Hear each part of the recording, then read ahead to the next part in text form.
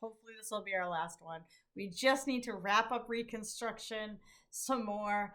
We talked about the Freedmen's Bureau. They are helping with the emancipated, they are helping with relief and rehabilitation. A lot of people use this to legalize former unions. They wrote letters to the Bureau as a point of starting point for family searchers. Family searches. A Freedmen's Bureau helps furnish supplies and medical service. They establish schools. They supervise contracts, manage confiscated or abandoned land. They do a lot of stuff. From 1865 to 1869, they issue roughly 21 million rations. By 1867, they are overseeing 46 hospitals. Their medical department spent more than $2 million to improve the health of the formerly enslaved and treated more than 450,000 cases of illness, which really helps reduce the death rate and improve sanitary conditions.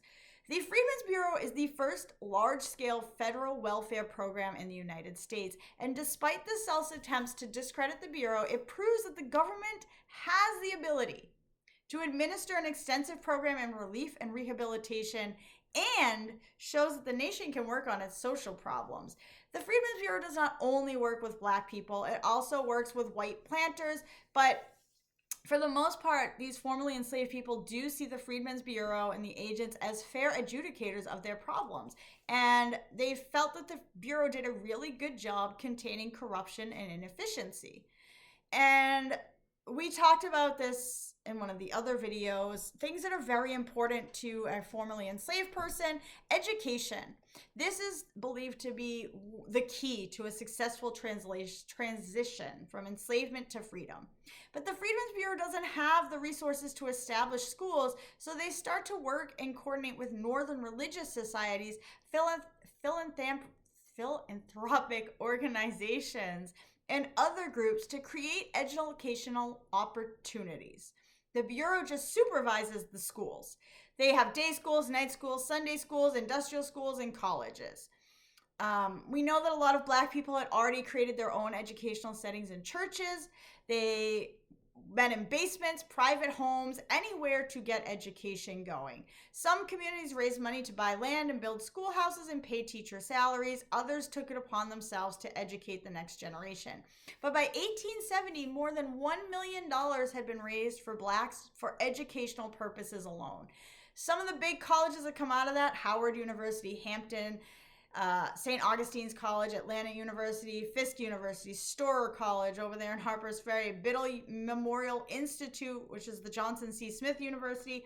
All of these places benefit from the aid and leadership of the Freedmen's Bureau. The American Missionary Associations, the Baptists, Methodists, Presbyterians, Episcopalians, these are all very active in helping establish schools. And by 1867, schools had started to be set up in the counties throughout the former Confederacy. By 1869, nearly 3,000 schools serving over 150,000 pupils are reporting to the Bureau, which is a big deal for freedom. You are educated, that gives you so much more. And they got teachers everywhere. Teachers came from the North. A lot of them were missionaries that were hoping to help formerly enslaved people erase the cultural traces of enslavement. They're working on speech patterns, worship practices, other behavioral and belief patterns, and teaching them the basic skills of reading, writing, and arithmetic. A lot of these people are white, and they do work at these Black universities: Edmund Ware at Atlanta University, Samuel Armstrong at Hampton Institute, Erastus M. Kravitz at Fisk University, and Oliver O. Howard at Howard University are renowned for their role in the history of Black colleges and universities. But there are hundreds of educators, white and Black, that worked to create Black schools during the Reconstruction era. By 1869, there are 9,500 teachers in the schools for formerly enslaved people in the South. And each time a Black cohort graduates, the number of Black teachers grows. They're really moving forward here. By 1870, educational work with the Freedmen's Bureau ends, and education goes back to the local community and northern religious organizations to take care of.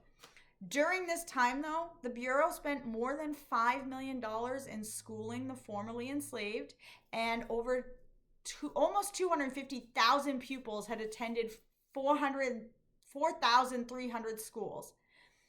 The shortcomings here did not come from not wanting to learn, but from the hardship of trying to teach the necessary skills of how to survive in a world that still is not built for you.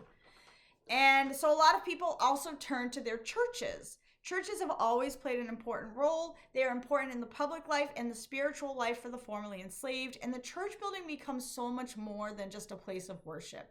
It is a place for political meetings. They have rallies. They have community meetings. It is a place for freed people to get their education, people to put notes in to look for their formerly enslaved loved ones who have been sold.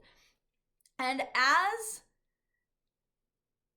Reconstruction continues, independent black churches start to grow as African Americans leave the white churches and form their own. And unbelievably, although it shouldn't be that unbelievable, a lot of white people are shocked that their formerly enslaved people are leaving their churches and starting their own. They simply cannot fathom this idea. Why wouldn't they want to go to church with us?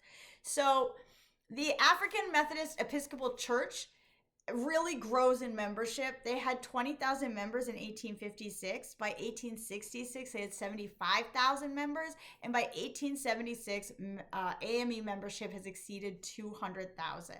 We also see a big growth in the Baptist religion and the Baptist belief. By 1870, every southern state had a large black Baptist organization, and total membership was up to 500,000. This is because, there's a lot of reasons, but church is the first social institution that can be fully controlled by the black community and allow them to live and develop an identity. Most of the Reconstruction black leaders are also ministers in the churches. Some of the most famous ones, Bishop Henry McNeil Turner of Georgia, Reverend Richard H. Kane of South Carolina, and Bishop James Walker Hood of North Carolina. But there's, again, just like the educations, there's hundreds of them. There's just people all over the place making all of these changes. And we are going to go into another video here, which is less about Reconstruction and more about economic changes and what life is like once you are freed. But in terms of black community, education, churches, these things are huge, and they will be a game changer for Reconstruction and following it.